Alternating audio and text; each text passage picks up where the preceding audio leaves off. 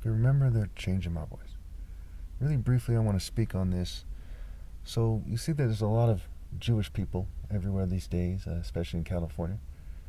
Crypto Jews, what have you. And I'm not trying to insult anybody, just trying to kick the ballistics here, as I say. So, Jews historically, right, they come from the Middle East to some degree, the Mediterranean area, right, the Sephardim Jews, the Spanish. Italy, there's a lot of them there. Greece, they found their way there in pretty big numbers. There's the Jews in kind of Middle Europe. There's the Jews in Germany, some of the most pronounced of all, the Ashkenazi Jews.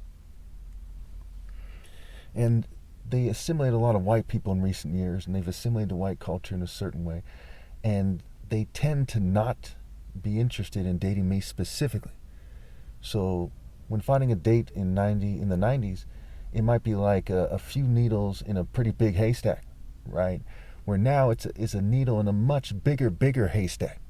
So as they suppressed me on the internet, as they kept me from kind of finding my way, you see that their culture is very pronounced, and people who think like them are very pronounced, especially the more LGBT versions of their cultures, right? It's a very LGBT sort of circus, sort of happy world.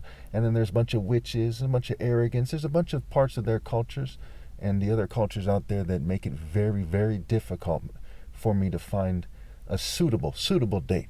I don't just date anybody. I have to be attracted to them. They have to have character, what have you. And over time, that kind of rejection of moral precision ended up being that they don't just reject me. Now I reject now I reject attractive females more and more than I used to.